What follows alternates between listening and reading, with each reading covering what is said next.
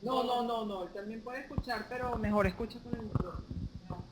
Bueno, decimos, empezamos. Sí, empieza, profe. Bien, vamos a comenzar. Muy buenos días. En nombre de la Universidad Pedagógica Experimental Libertador, le damos la bienvenida a Giancarlo García para hacer su defensa programada para este momento.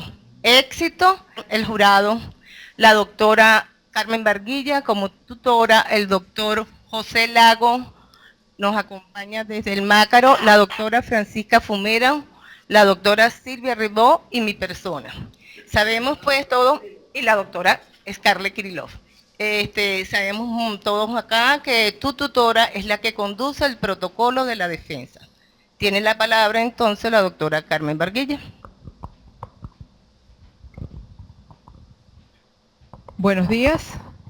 Voy a iniciar este acto académico agradeciendo profundamente la presencia de ustedes en esta sala. Buenos días. Y su apertura a poder, digamos, llevar a cabo esta culminación de formación académica para Giancarlos y de haber contribuido a través de todas sus observaciones, de este acompañamiento que nos han hecho durante todo este tiempo.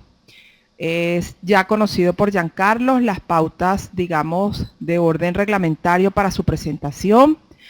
Y bueno, estamos ya dispuestos a escucharte, Giancarlo, confiados en tu sabiduría y en la presencia de Dios que nos está acompañando en este momento. Entonces, Giancarlo, el micrófono es tuyo, tienes tu tiempo, que lo conozcas. Éxito.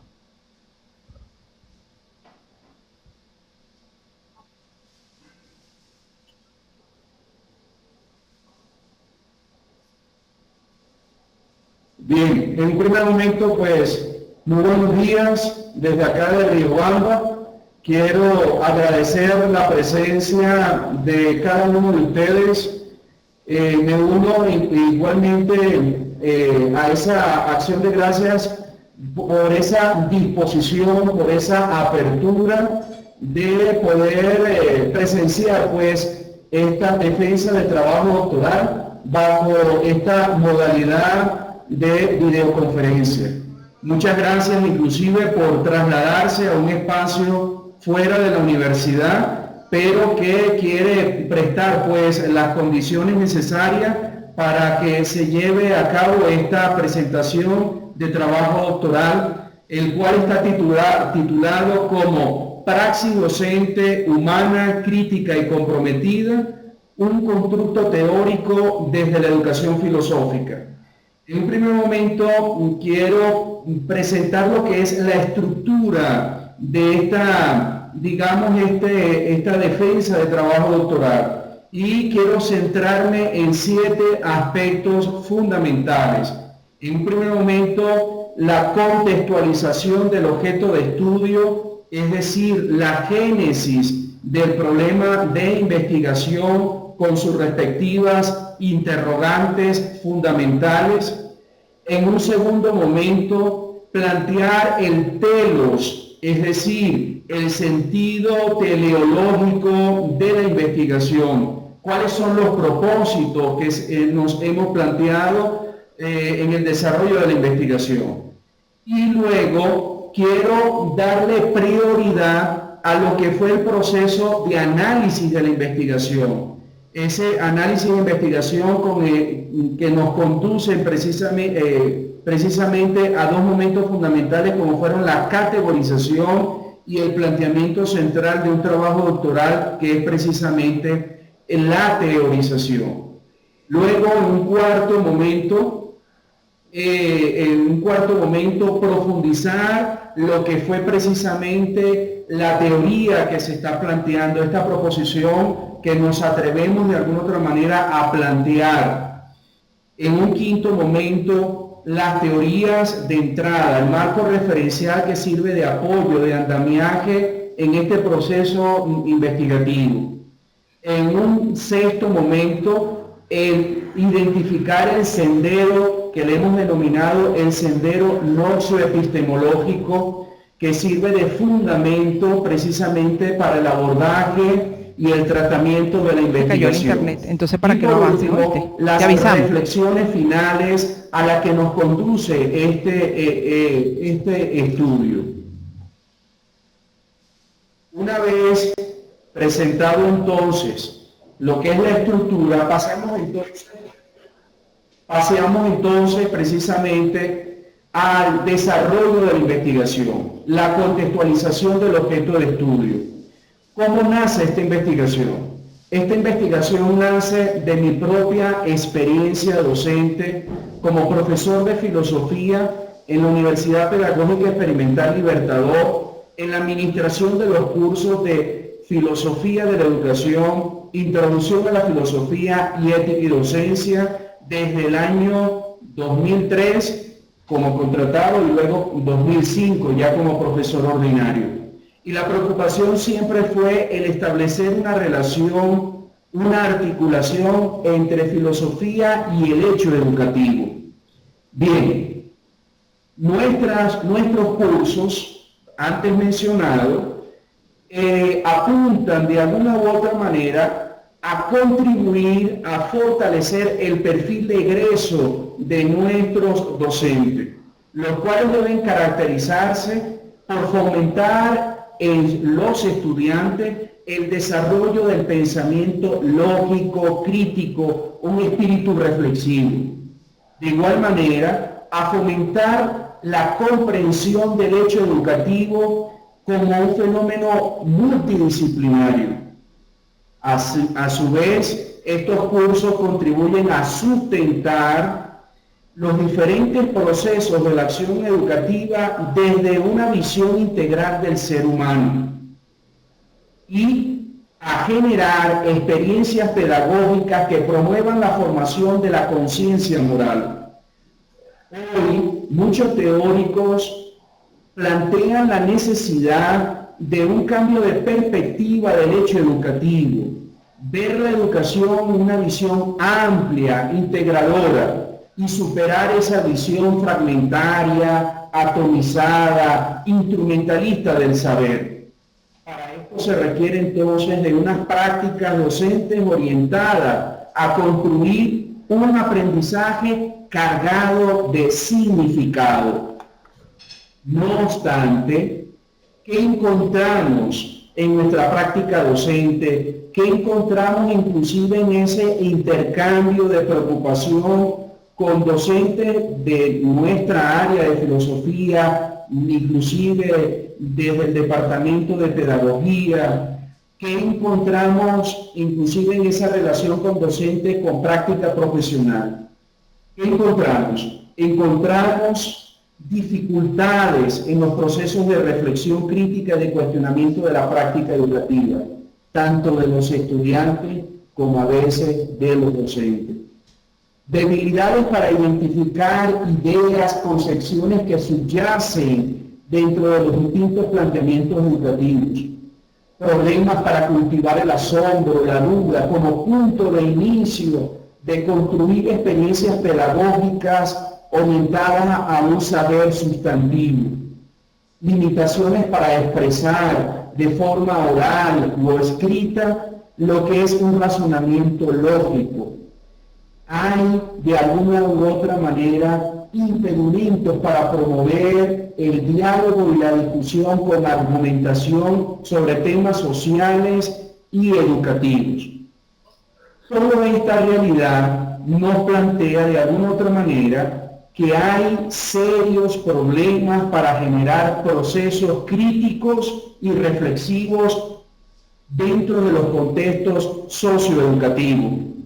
Por consiguiente, esto nos llama la atención y nos plantea la necesidad de repensar el hecho educativo y la praxis docente, siendo el educador uno de los actores pedagógicos fundamentales.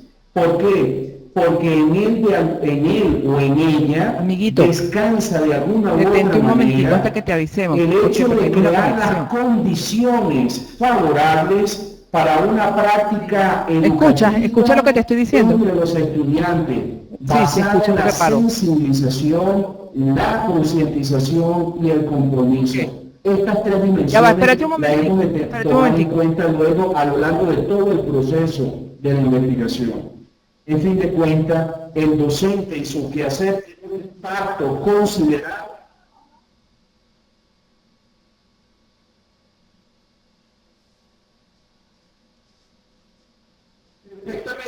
Perfectamente. Ok. En fin de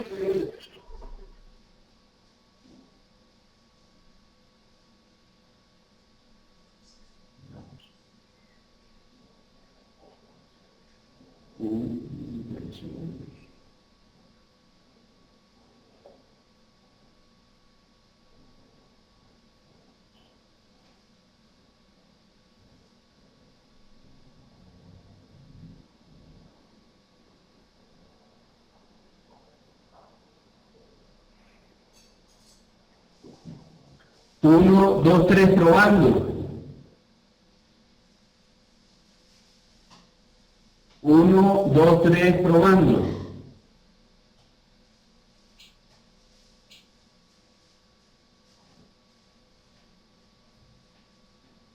Prueba.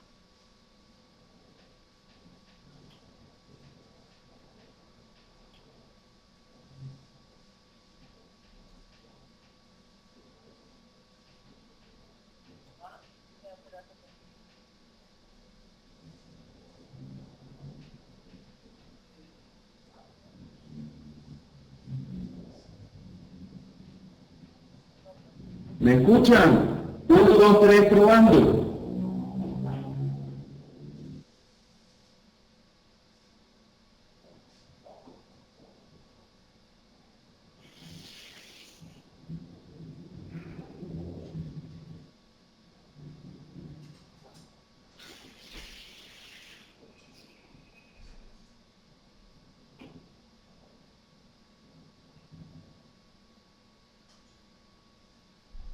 Aló, aló,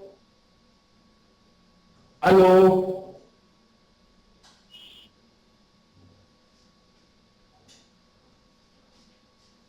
aló.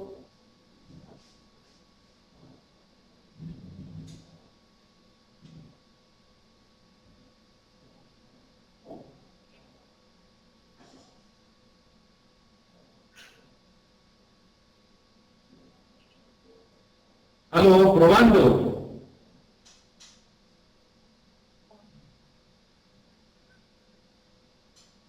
Aló, probando.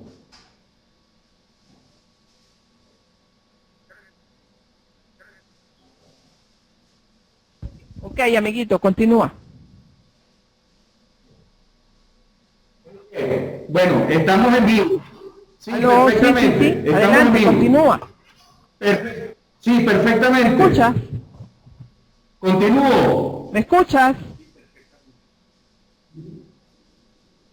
Ok, entonces hemos planteado pues Chévere, el contraste de lo que encontramos dentro de la práctica docente, donde decíamos que hay serias situaciones donde comprometen lo que es la construcción de procesos críticos reflexivos dentro del aula.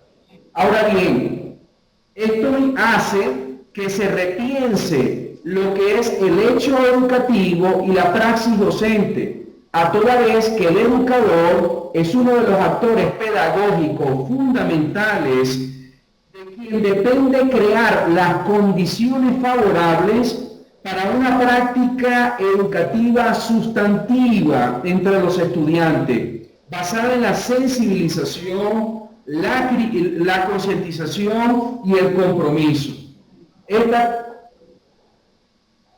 Estas tres dimensiones permean lo que va a ser a lo largo de todo el quehacer de esta investigación. El docente y su quehacer tienen un impacto entonces considerable en la formación de la reflexibilidad y la criticidad de los estudiantes. Es allí donde nos planteamos entonces este estudio que quiere dar respuesta a estas cuatro grandes interrogantes. ¿Cuáles son las condiciones que posibilitan una experiencia filosófica en escenario socioeducativo? ¿Cómo se interpreta la educación filosófica desde una perspectiva fenomenológica hermenéutica? ¿Cómo se describe una praxis docente fundamentada desde una educación filosófica? Y por último, ¿cuáles son los elementos esenciales de la educación filosófica que podrían constituirse en dimensiones fundamentales de la praxis docente? Estas interrogantes se quieren alcanzar con el telos de la investigación. En primer lugar, interpretar la educación filosófica desde una mirada fenomenológica hermenéutica. Luego, identificar las condiciones que posibilitan la experiencia filosófica en espacio socioeducativo, para luego caracterizar la praxis docente fundamentada desde una educación filosófica. Y ellos tres nos conllevan al planteamiento central, una aproximación teórica sobre praxis docente humana, crítica y comprometida desde una educación filosófica. Bien, una vez planteados estos dos momentos de la investigación, quiero dar preeminencia a lo que es precisamente el descubrimiento de los hallazgos, al tratamiento de la información. Recordemos lo que nos dice Martínez. Él plantea que el paso de la categorización implica un esfuerzo por parte del investigador de sumergirse mentalmente en esa información recogida para poder desde allí, desde un esfuerzo intenso, laborioso, sistemático, poder descubrir la realidad presente en esa información. En función del telos de la información y en función del camino noxioepistemológico que nos ha orientado en el proceso investigativo, la investigación, una vez recogida la información, tuvimos una serie de momentos con un rigor, con un tratamiento propio de una investigación de este carácter que nos permitió entonces sumergirnos en la información recogida por parte de los informantes clave. Esta investigación tuvo como fuente de información 3 grupos focales y una entrevista semiestructurada. La información recogida allí, gracias al programa computacional Atlas-T, fue procesada. Y durante ese procesar la información cubrimos una serie de momentos.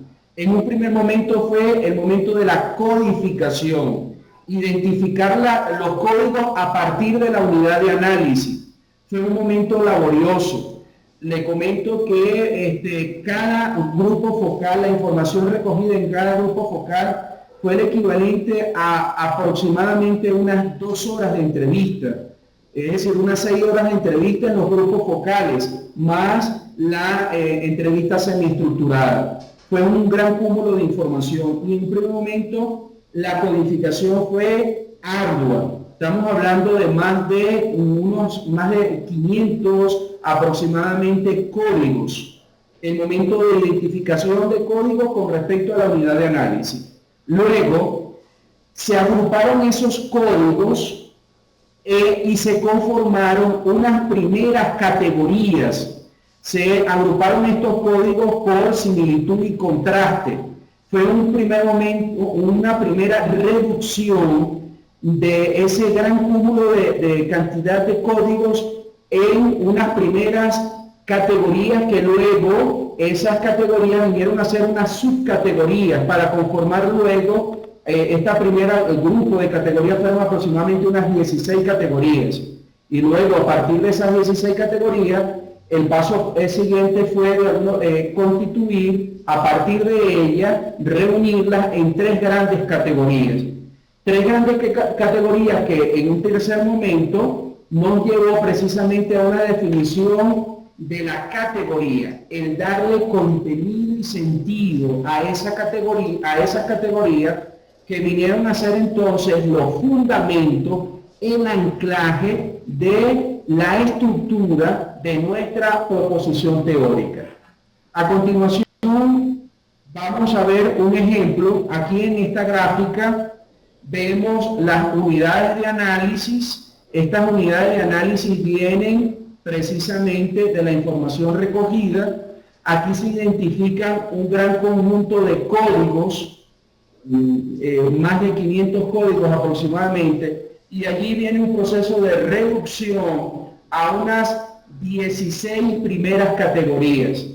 Estas primeras 16 categorías luego fueron agrupadas en categorías de segundo nivel, y estas categorías de segundo nivel vienen a ser el anclaje, la estructura de nuestro proceso, de nuestra teoría. Vemos entonces el proceso de reducción analítica dentro de la información. A continuación le presento entonces lo que fueron las tres grandes categorías con sus respectivas subcategorías: del hecho educativo desde lo filosófico, la educación filosófica y praxis docente fenomenológica hermenéutica. Cada una de ellas acompañada con sus respectivas subcategorías.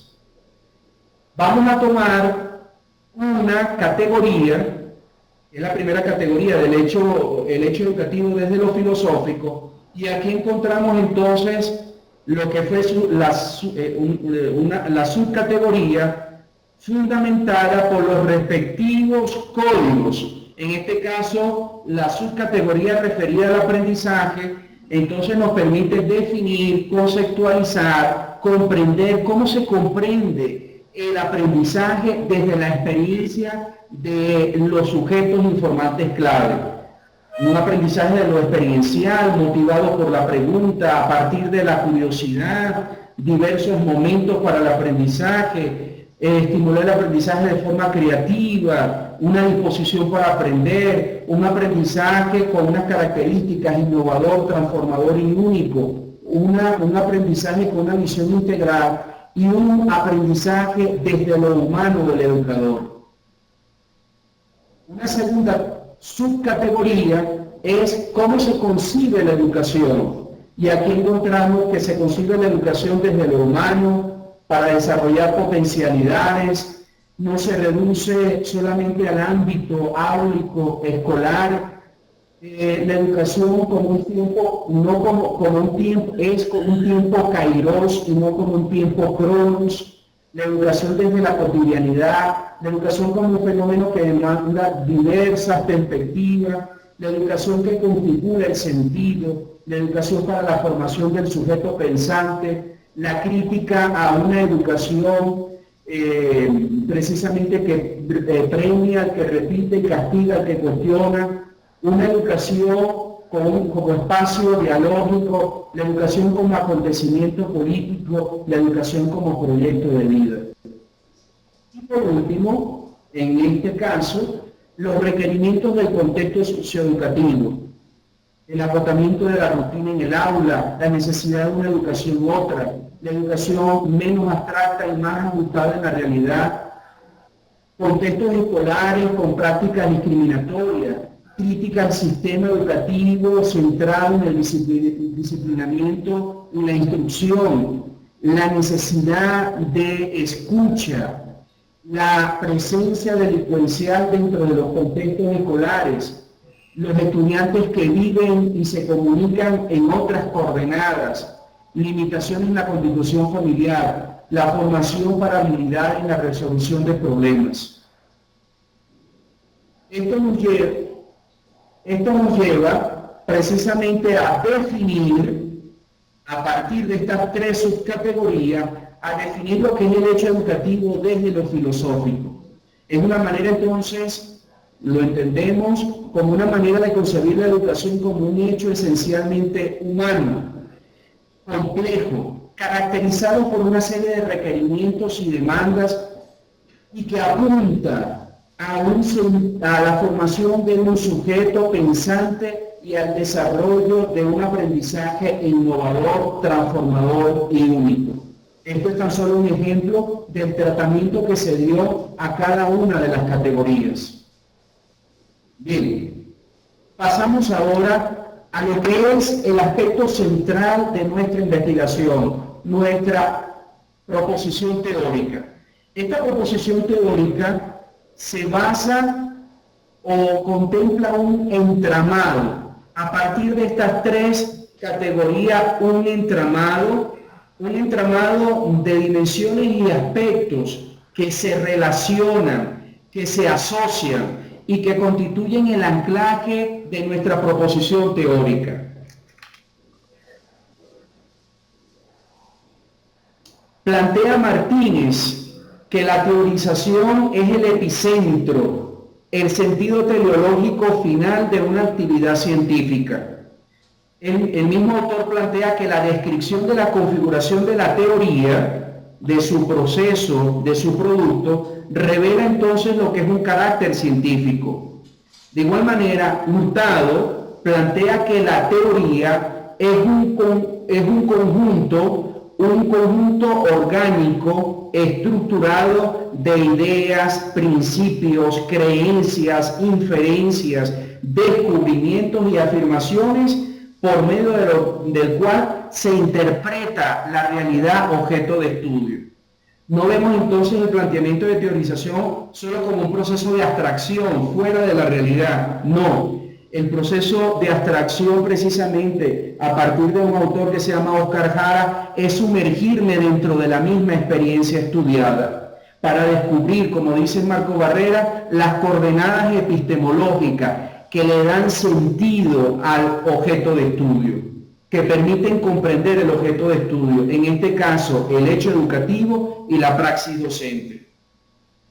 Nuestra proposición teórica está constituida por dos grandes momentos que se relacionan, se articulan.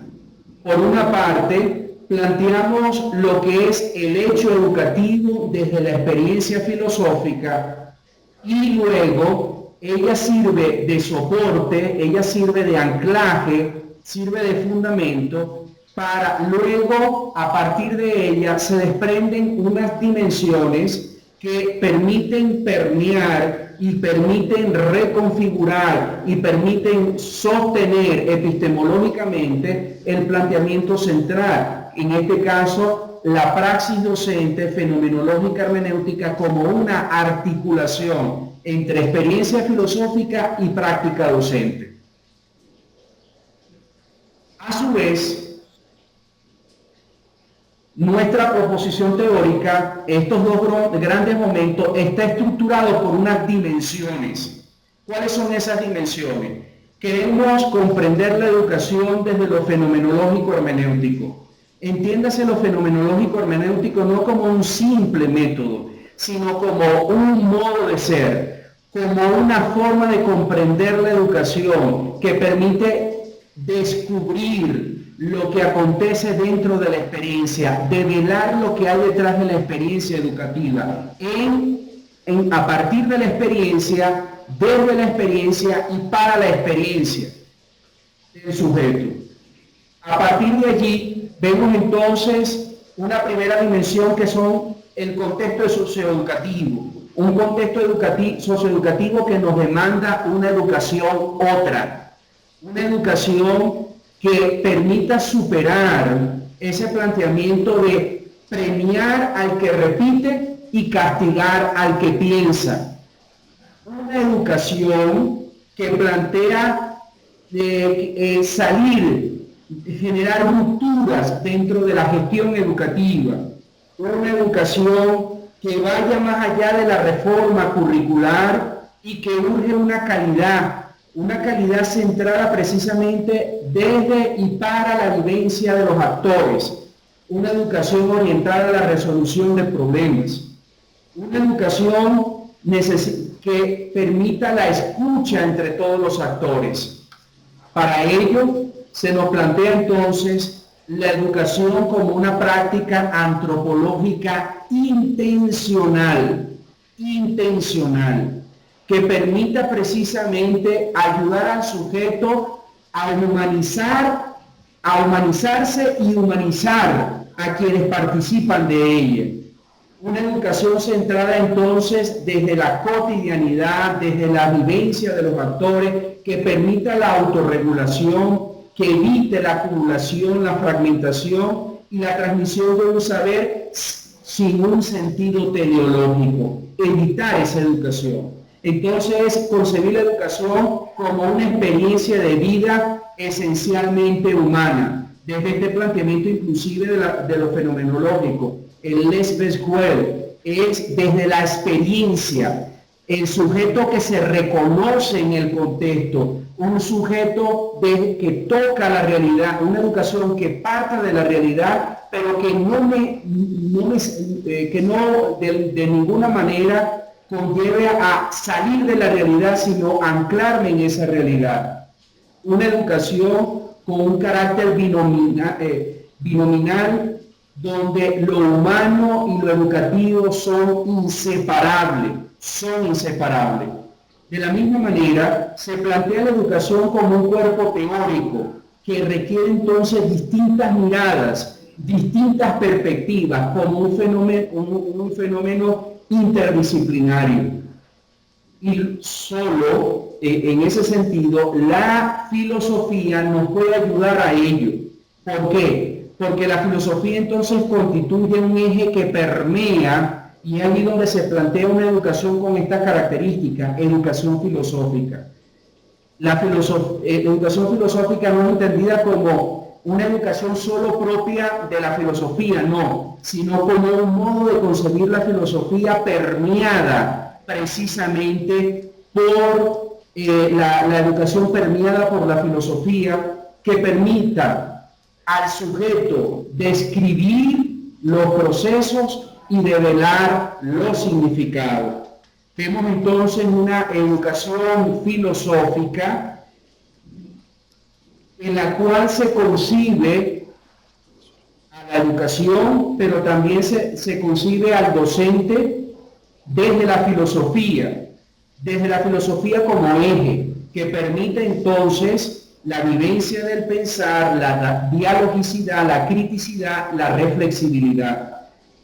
Ello con el propósito de formar sujetos con densidad, con grosor, con espesor, sujetos que permitan de alguna otra manera describir su propia experiencia y develar los significados que subyacen en esa realidad. En esta educación filosófica, el pensar es fundamental.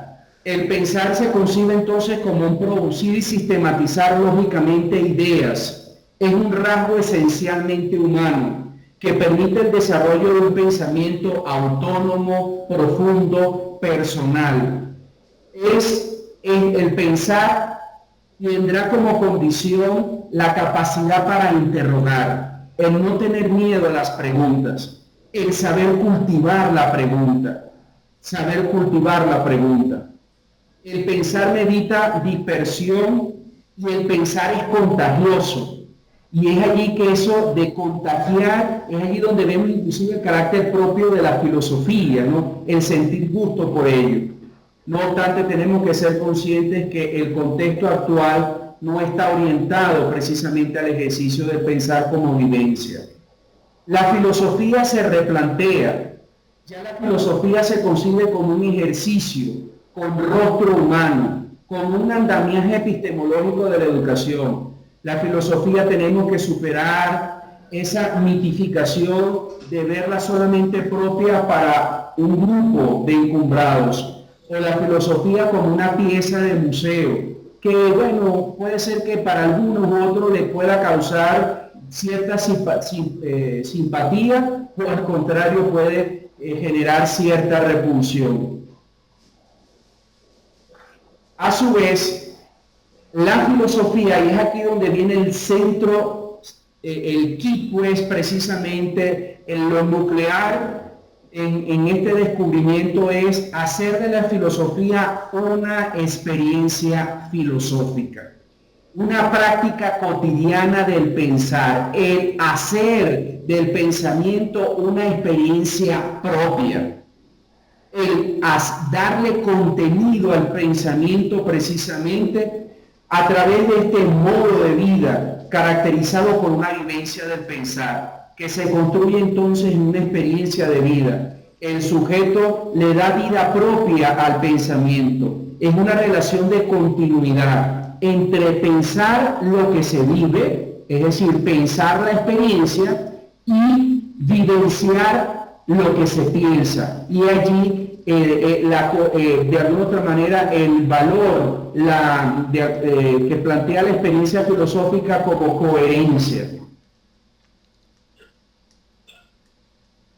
Todo ello se logra a través de la capacidad dialógica, el tender puentes, desde la palabra, esa palabra que dibuja lo que el pensamiento describe, el tender puentes desde la libertad, la alteridad, un ambiente de respeto, de reconocimiento mutuo. Y todo ello nos debe llevar entonces a un aprendizaje, el aprendizaje desde una visión integral, dialéctica, permanente. Para ello se requiere que el aprendizaje, de alguna u otra manera, lo veamos entonces que no se circunscribe a un periodo del crecimiento humano, no es cronos, sino que es precisamente kairos, como oportunidad precisamente para construir ese saber, un saber sustantivo. La segunda parte o segundo momento de nuestra proposición teórica es precisamente la praxis docente fenomenológica hermenéutica, una articulación entre experiencia filosófica y práctica docente. La praxis se comprende entonces como un reconfigurar el ser y el quehacer docente, como una forma de vida y compromiso frente a la sociedad. El docente se va a reconocer sujeto, persona, va a generar procesos críticos, reflexivos, interpretativos, que permitan estar atento a todo lo que acontece, a las situaciones, a la vivencia del contexto socioeducativo, pero a su vez va a propiciar las condiciones, las acciones pedagógicas orientadas al desarrollo humano y al compromiso correspondiente de sus estudiantes. El término praxis, de alguna otra manera, necesita resignificarse porque se ha planteado quizás, y para algunos praxis tiene una connotación político-ideológica determinada. Y es aquí donde ya queremos ver la praxis es desde lo fenomenológico hermenéutico, el estar atento, el sumergirme, el descubrir, el develar, el comprender, el interpretar. A su vez, el término praxis docente, se ve entonces como un ejercicio antropológico de subjetivación y de develamiento de las situaciones del contexto. La praxis docente entonces va a ser una relación compleja de pensamientos, actividades previas y posterior al acto pedagógico, los cuales sirven de anclaje precisamente para generar procesos formativos donde se expresa el dominio por parte del docente de lo que enseña, el qué, el para qué, el por qué de lo que enseña. Un docente que sea capaz de dar razones de su práctica pedagógica. Desde allí se replantea entonces la concepción del docente. El docente entonces no es un simple administrador de contenido memorístico, acumulativo. Es un agente de esperanza, es un factor de referencia, un factor de modelaje.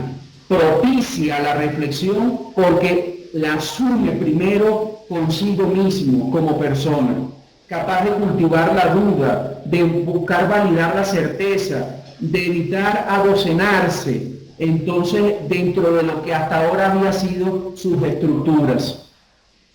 Esto replantea la formación docente tanto inicial como permanente desde la educación filosófica. Un dato fundamental es que se viene a redescubrir esa dimensión filosófica, digo yo, un poco tardía en el doctorado. ¿Y qué pasa durante el proceso?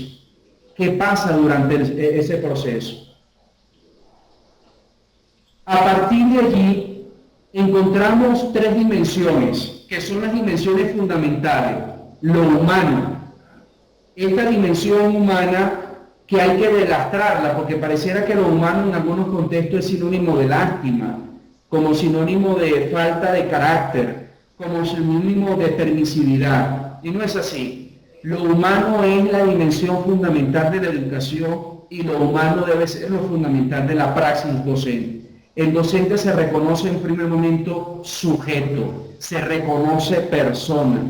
Esa condición de alteridad es lo que le va a posibilitar relacionarse, no en una estructura de poder, sino en una relación de horizontalidad, de una proyección del tú en el otro, que permita precisamente generar procesos de desarrollo, de crecimiento, que implica precisamente que la persona se promueva y evidentemente va a haber promoción de la persona cuando hay un compromiso consigo mismo. La ayuda del ser humano que se reconozca como un proyecto a realizarse, como un proyecto que está en construcción.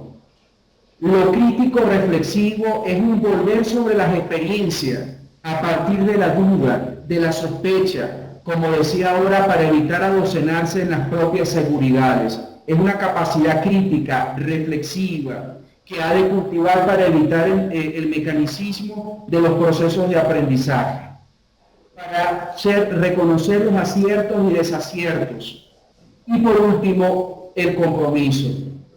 La experiencia, se parte de la experiencia, el pensar la experiencia me debe llevar a mí a precisamente aterrizar siempre dentro del contexto.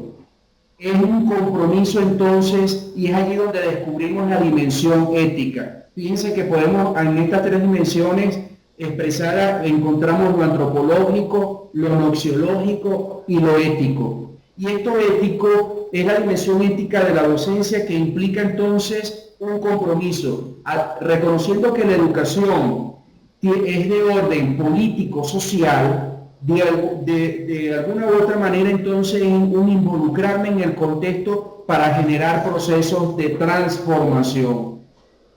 Vemos entonces, en síntesis, a través de la siguiente lámina, vemos entonces los aspectos de nuestra proposición teórica. El hecho educativo constituye la base.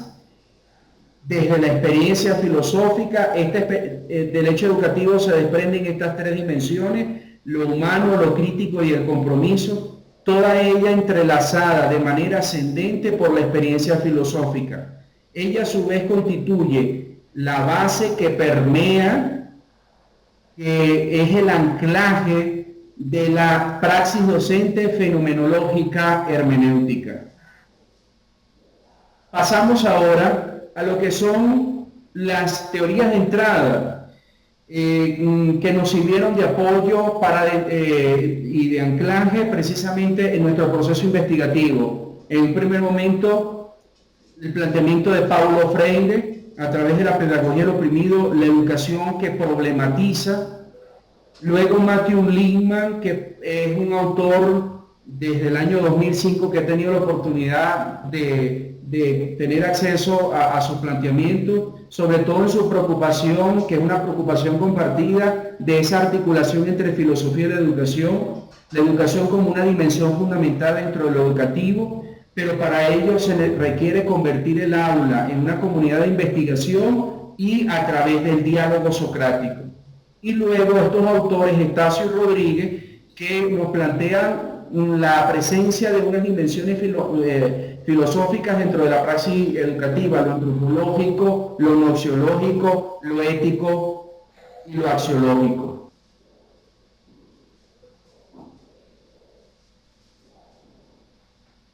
El camino noxioepistémico es una investigación de carácter interpretativo, aun cuando lo fenomenológico hermenéutico fue un método, pero va más allá del planteamiento del método, de campo, de enfoque cualitativo, una investigación que se basó en lo que he denominado las comunidades académicas filosóficas orientadas a la educación o a la formación docente.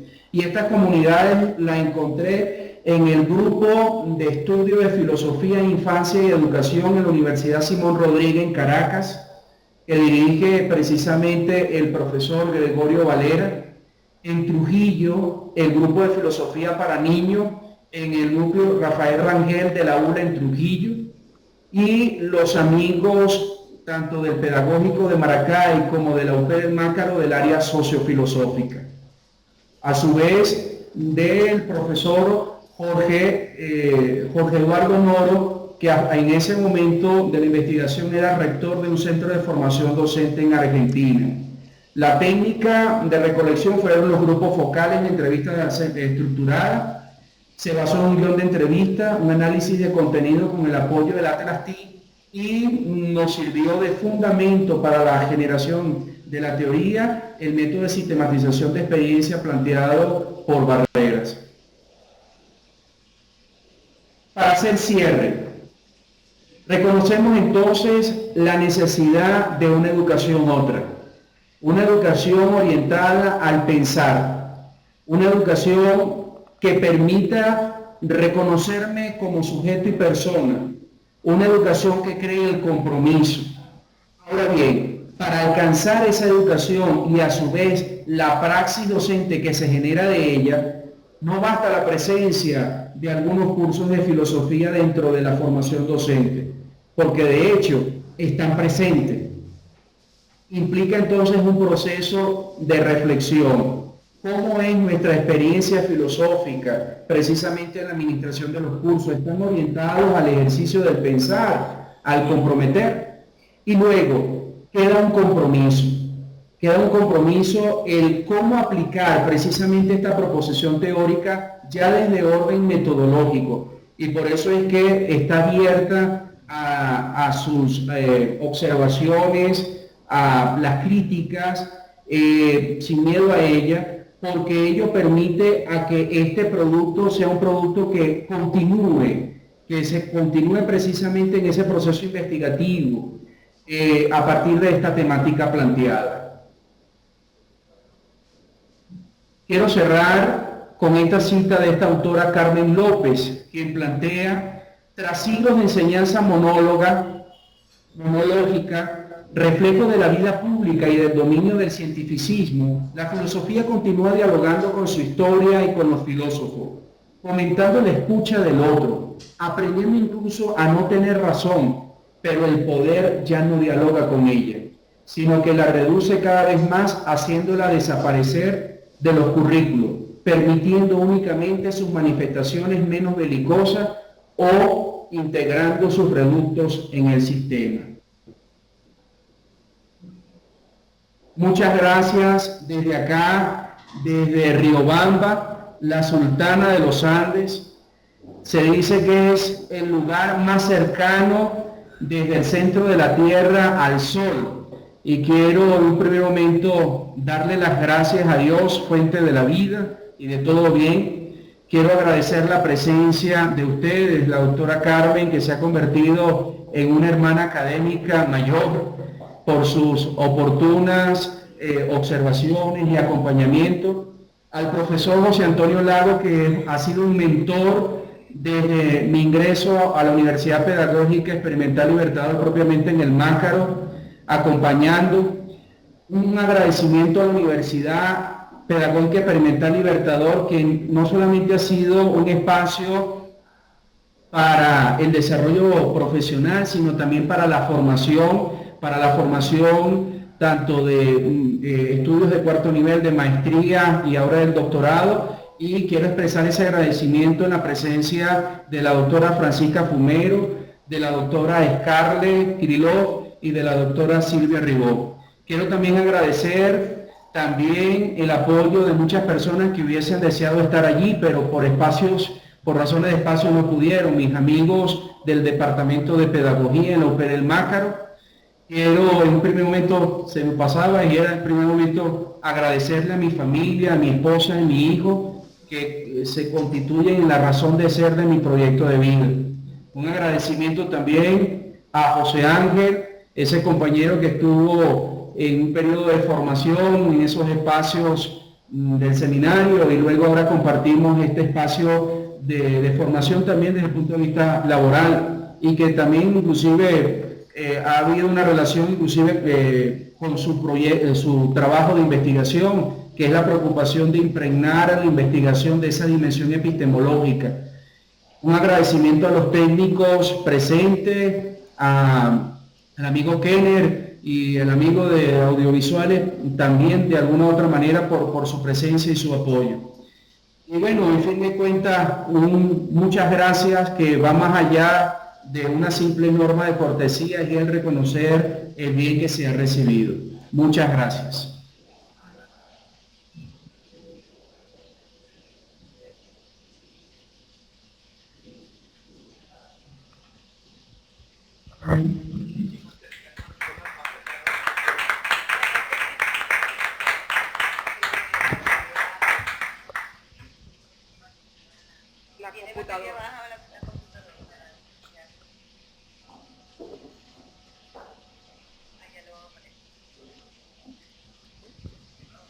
Bien, para dar continuidad a este acto académico de aclaratoria, solicitudes de aclaratoria, preguntas, inquietudes que pudiera tener este prestigioso jurado que nos acompaña.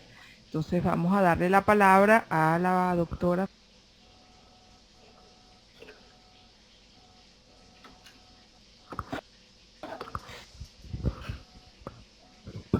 Hola Juan Carlos. Muchas gracias. Felicitaciones. Gracias, doctora. El hecho de que hayas logrado esta parte, acá de tu exposición. Para el Pedagógico de Maracay, esta es la primera intervención virtual que tenemos y eres parte de esa acción que hemos estado haciendo desde el Vicerrectorado de Investigación y Posgrado. Porque a veces nos caemos solamente, nos creemos que en la presencialidad todo es posible, pero también la virtualidad igual. Felicitarte en un trabajo bastante arduo. A veces digo tantos informantes que tuviste, no sé en qué tiempo lo hiciste, pero lo hiciste extraordinario. Muy bien. Pero siempre hay esas dudas que uno tiene con respecto a una parte, y era lo que tú comentabas al principio. Muchas veces el currículo se ha convertido en una posición mecánica.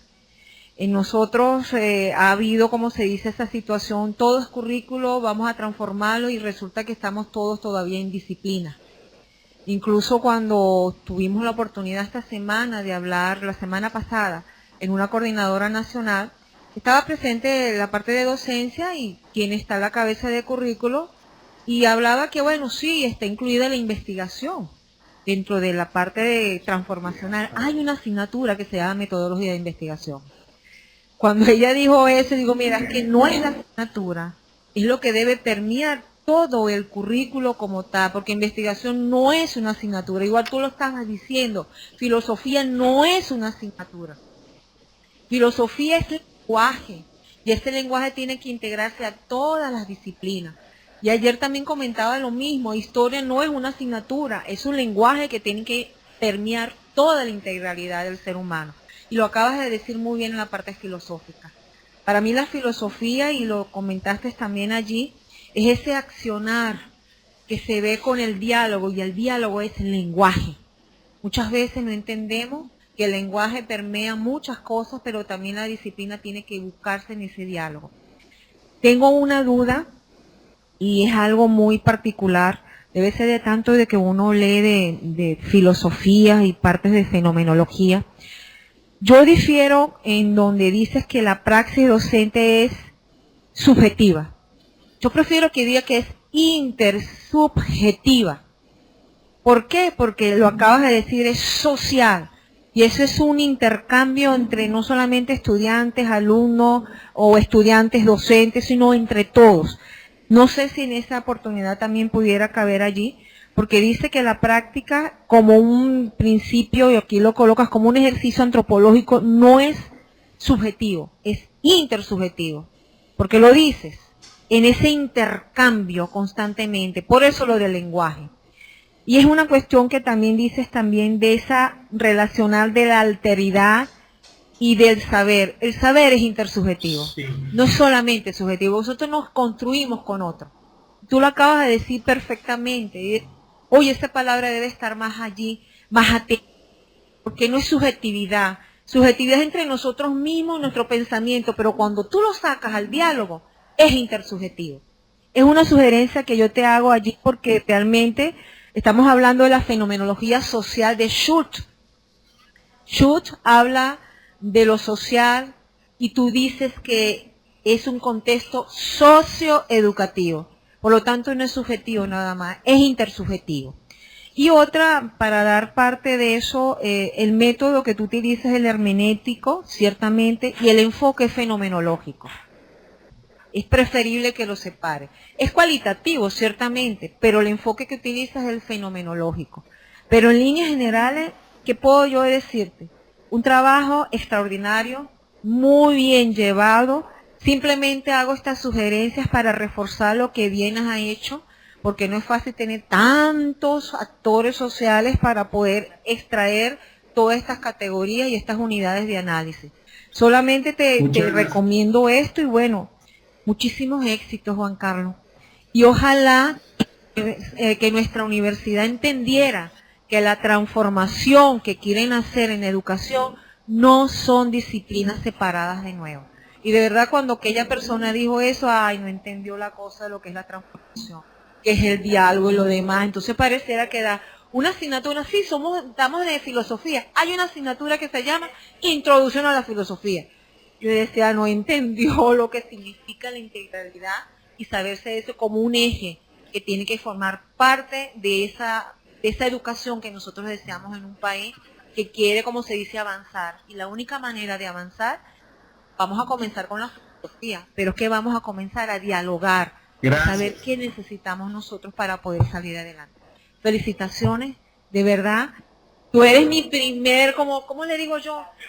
El pionero en esta cuestión, y más todavía cuando te dije, sí, Juan Carlos, vamos a hacerlo, Giancarlo, a nivel virtual. Muchas gracias, doctora Francisca. De verdad que sí. Muchas gracias. Esa es la universidad que nosotros queremos.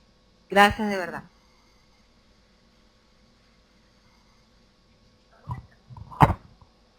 Bueno, Giancarlo, es para nosotros un gran momento, de verdad, un júbilo aquí hoy en Maracay y tantas llamadas y tantas inquietudes que tenía, ya gracias a Dios están cristalizándose. Te felicito porque, sí señor, te felicito porque trataste un problema que a pesar que todos los que estamos aquí somos en este momento de la UPEL, seguimos viendo que nuestra formación no pasa por lo que antes decía la doctora Francisca, por las disciplinas, sino por esa formación del hombre docente que todavía no hemos podido lograr. Quisiera evaluar un poco tu trabajo escrito, la metodología fue realmente bien, pero bien larga, que al principio decía, ¿será posible que tengamos que tener 27 informantes claves para coincidir? Porque definitivamente había muchas coincidencias, ¿verdad? Pero es bueno hacer en esta oportunidad, formándose como doctores, tener la opinión de muchos para poder dar elementos teóricos válidos, como lo que tú estás dando en tu tesis. Pero me preocupa algo, porque como coordinadora siempre veo que hay grandes aportes al conocimiento, hay grandes conceptos que salen producto de las investigaciones, pero luego se queda allí y posiblemente se escriben algunos artículos. Pero tú como docente y como doctor, porque así te debo llamar, ¿cuál va a ser tu actitud ante esta praxis que debemos cambiar? Pero ya, porque no podemos seguir trabajando con este docente tan desconectado de lo humano, de lo inmediato, de la necesidad que tenemos dentro de la educación venezolana. Porque si uno de los propósitos que tiene este doctorado es dar soluciones a los problemas de la educación venezolana. Entonces, ¿cuál es el compromiso? Bueno, en primer momento el compromiso es mayor. mayor no solo por el grado, ¿no?, a partir de que genera esta investigación, sino que en primer momento implica un proceso de replantear mi propia práctica, replantear mi propia praxis. No puedo generar aquello que en un primer momento no lo asumo, ¿no? Entonces, esto me ha llevado inclusive a replantear mi propia práctica en la administración de los cursos e ir más allá de ello.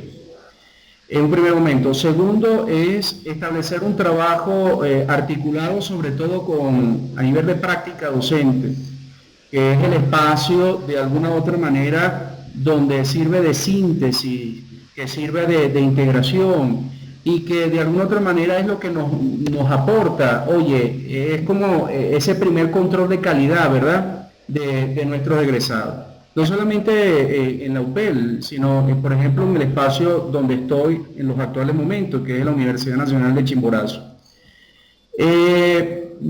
La realidad es compleja, sobre todo en términos de que las estructuras, porque esto implica un romper estructuras, y eso es más fácil es derribar una columna de cemento de 45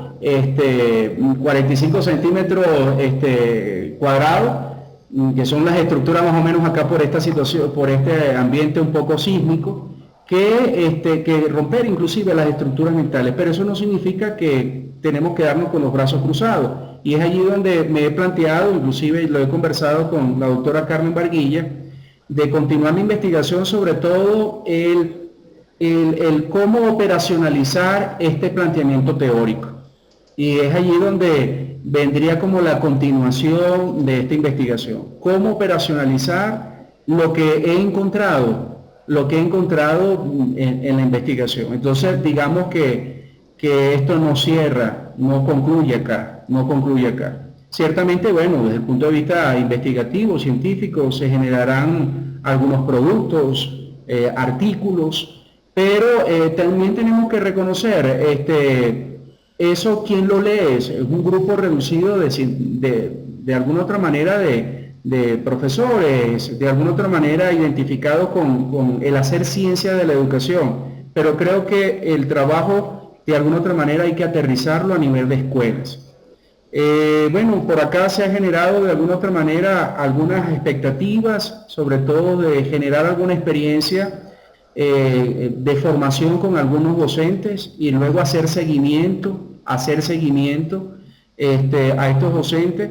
El asunto es que aquí, por ejemplo, es complejo. ¿Por qué? Porque aquí no se tiene la libertad que se tiene, por ejemplo, en Venezuela, por ejemplo, que la UPEL pueda ofrecer unos cursos de capacitación a las escuelas. Aquí no. Aquí hay que primero pasar por la aprobación del Ministerio de Educación para que una universidad pueda ofrecer unos espacios de formación. Aquí hemos planteado y lo he llevado también como intercambio, como inquietud, dado que se está dando un proceso bien interesante desde el punto de vista educativo, sobre todo en las universidades. Y ellos han construido aquí la llamada red de apoyo. Por ejemplo, los profesores en el área de sociales tienen una red de apoyo de todas las universidades en Ecuador. La red de apoyo, por ejemplo, de matemática. Y yo les he planteado, ya he establecido contacto con algunas universidades para que podamos crear una red de apoyo de filosofía en el contexto educativo. Ese puede ser un espacio donde de alguna otra manera, desde el punto de vista institucional, se pueda favorecer generar experiencias investigativas, generar experiencias de intercambio y sobre todo generar espacios de formación a nivel de las escuelas. Eso es lo que en un primer momento, bueno, se ha planteado. Pero siempre pues con una apertura a que la misma dinámica nos va sugiriendo, bueno, otros espacios para ello.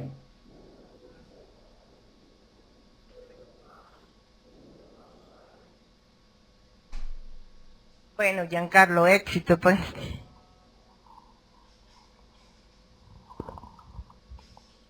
Saludos. Igualmente, doctora Buenos días, Silvia. profe, ¿cómo está? Un verdadero placer estar aquí. De verdad que que siento un regocijo enorme porque tu trabajo lo vengo conociendo desde hace mucho tiempo, ha sido motivo de conversación en muchas noches en Caracas con tu tutora, a quien aprovecho de felicitar por este esmerado trabajo, por este producto que sin duda alguna constituye un aporte sustancial a la educación venezolana. Imagínense ustedes desde la UPEL y la UPEL Maracay, cosa que, bueno, o instituto al cual nosotros estamos abrazados por razones obvias, ¿verdad? De verdad que me parece un trabajo meritorio, Carmen, que me siento bien satisfecha de poderlo compartir en mi condición de jurado. De verdad que lo que tú planteas es algo con lo que yo me identifico totalmente. Totalmente, porque creo que ahí es donde está la esencia de nosotros en la formación de docentes. Ahora bien, yo voy un poco hacia lo que planteaba la doctora Kirillov. En mi condición de formadora de formadores,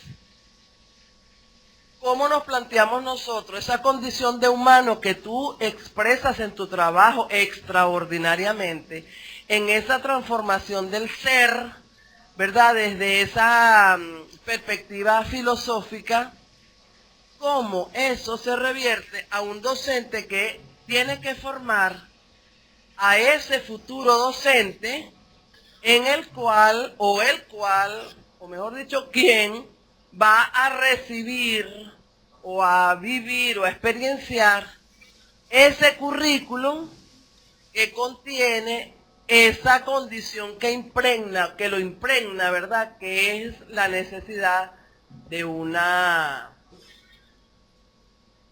condición humana como tú lo estás planteando. No sé si de alguna manera les llego, porque, o sea, yo me entiendo el enredo que tengo, porque eso es como una cosa así, como dándole la vuelta a la cola del gato, ¿verdad? Porque, coño, ¿quién será el primero que tiene aquí que revisar ese ser para que realmente le podamos llegar al otro, ¿no? Entonces mi inquietud está un poco hacia eso, porque de verdad tengo expectativas enormes en que este trabajo que tú has hecho, nosotros lo podamos, expandir en el currículum de la universidad, pero no en el papel, ¿verdad? Que era un poco lo que yo sentía que decía Francisca. O sea, en el papel dice muchas cosas, pero el asunto está en la propia acción, en la propia experimentación, ¿verdad? Que es lo que nosotros llamamos la práctica. No sé si por allí hay algo que nosotros podamos decir aquí que realmente alimente la esperanza que tenemos en que eso pueda ser algo tangible, lo que tú hoy hermosamente has presentado. Hermano José Antonio, ¿cómo está? Gusto en saludarte, hermano. Hola, Giancarlo, ¿cómo estás?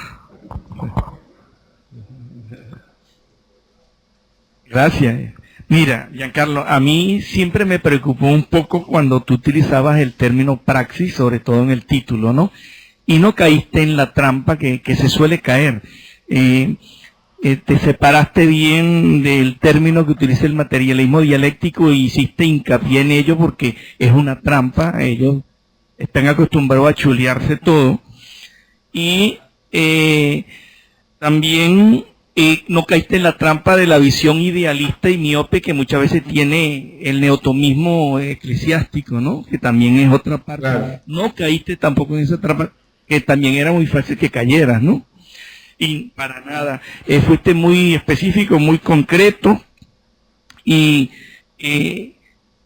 supiste discriminarlo y poner la praxis tal y cual es, con toda su amplitud. Eso no lo hace cualquiera. Por otro lado, nosotros sabemos que la filosofía, la enseñanza de filosofía se caracteriza por ser una sencilla o simple enseñanza de la historia de la filosofía, que es uno de los grandes errores, o si no, de experiencias personales que todos sabemos que es hablar paja, ¿sí? O incluso de un catecismo y del malo, ¿no? En este caso, Tú fuiste muy amplio, muy concreto y hablaste de la filosofía como un ingrediente fundamental que tiene que estar en todo el hecho educativo.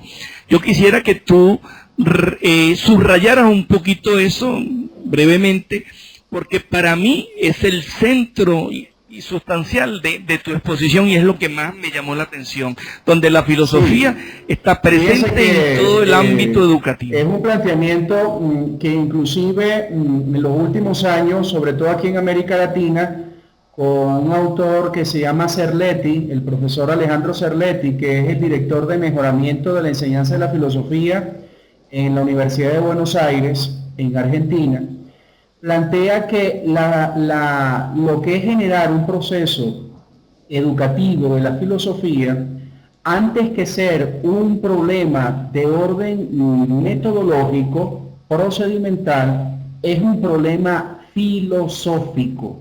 ¿Qué se entiende por educación filosófica?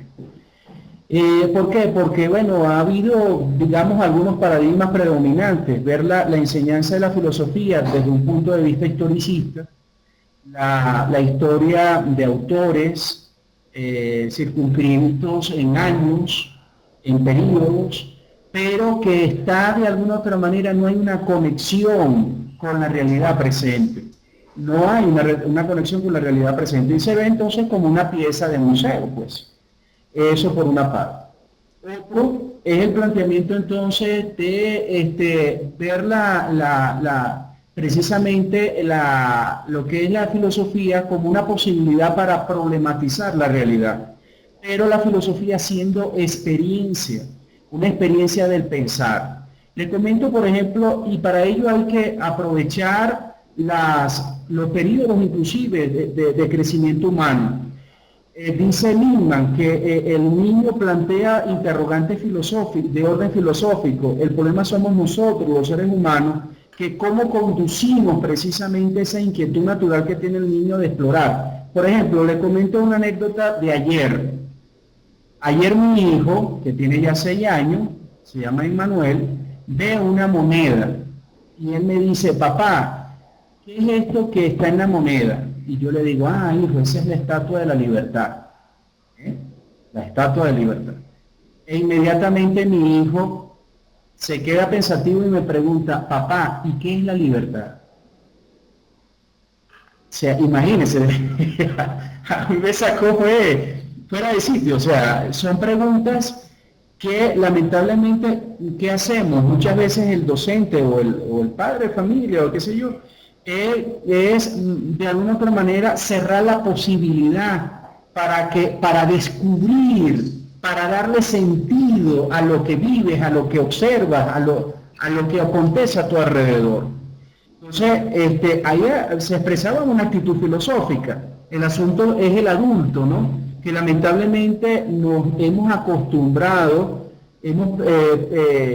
todo lo hemos hecho obvio, y hemos perdido la capacidad de asombro, esa capacidad de asombro que nos permite estar despiertos, Entonces, en fin de cuentas, es precisamente, bien como lo decía, la filosofía es la madre, es aquella que permee, que tiñe precisamente el hecho educativo, cosa que los griegos en su momento lo comprendieron muy bien, no había separación. Lamentablemente nosotros, bueno, dado a paradigmas dominantes, inclusive a estructuras de poder, pues no conviene. Entonces cerramos la puerta precisamente para que la filosofía permee, y la filosofía nos hace profundamente humanos. Entonces, bueno, a ello apunta, ¿no? Entonces, hacer una experiencia viva del pensar. Pero esa experiencia viva del pensar no es meramente abstracta, es experimentar el pensar y pensar la experiencia. Entonces eso me lleva a una relación dialéctica bien entendida, a estar precisamente atento y articular precisamente la vivencia y de responder precisamente a lo que se requiere en la vivencia. Eso implica entonces, en fin de cuentas, una forma de vida. La filosofía es una forma de vida. una forma de vida, una experiencia de vida, una forma de vida. Y en esa forma de vida apunta a una coherencia del pensar y del actuar, pensar lo que se actúa y actuar lo que se piensa.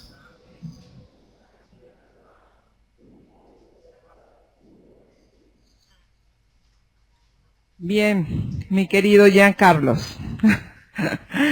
Yo no sé si somos hermanos a partir de este encuentro académico o es que antes lo éramos y no sabíamos.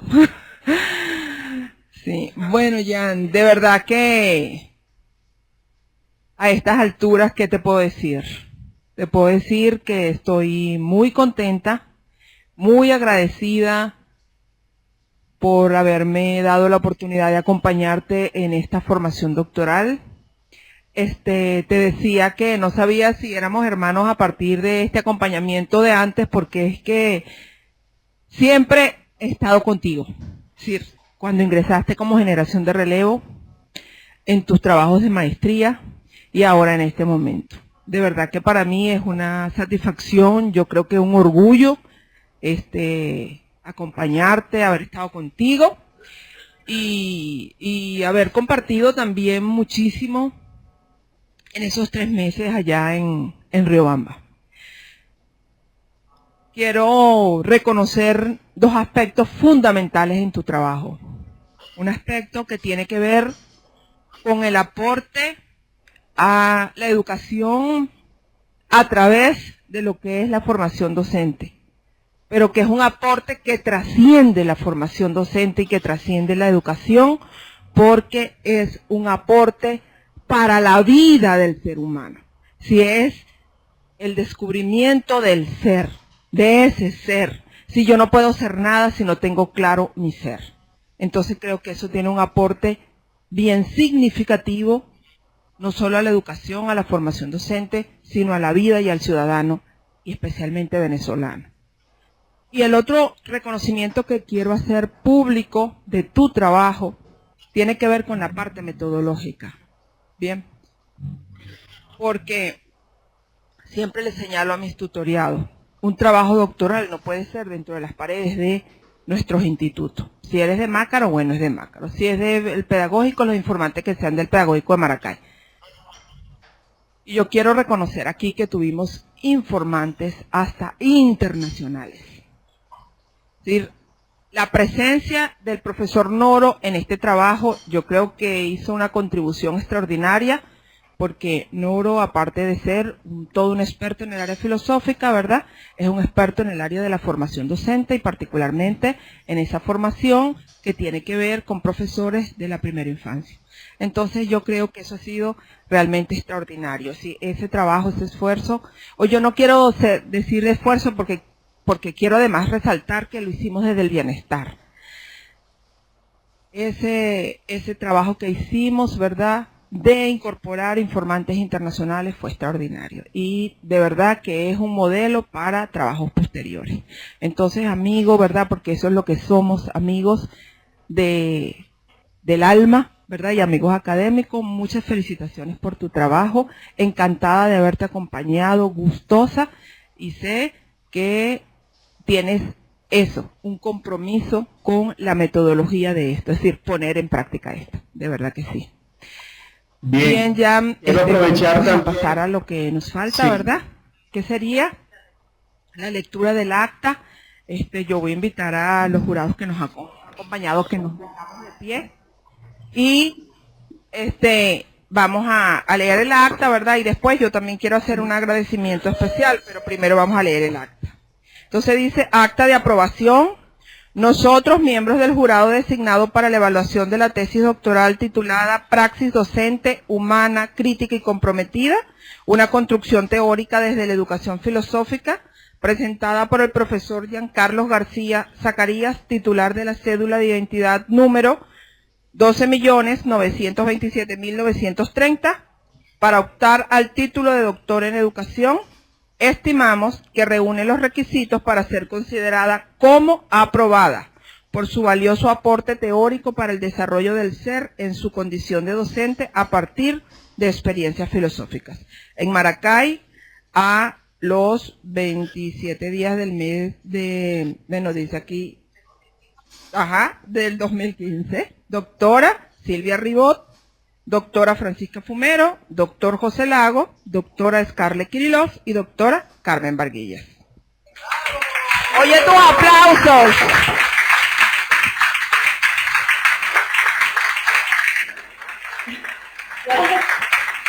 Bien. Besos, Yani. Bien, quiero hacer un reconocimiento, pero muy, muy especial al apoyo de Kene Álvarez, profesor de informática, y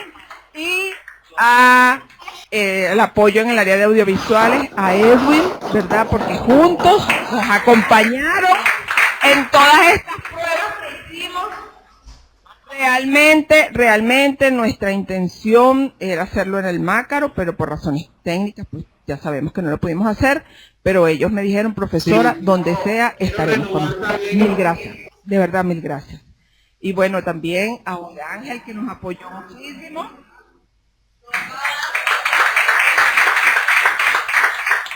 Bueno, y a ustedes también. A ustedes, ¿verdad? Porque, concha, desde un principio sí, vamos a hacerlo nice y Giancarlo, vamos a hacerlo y vamos a hacerlo. ¿Qué dice que no le escuché? Eso es verdad. Mira, y otro reconocimiento al laboratorio. Y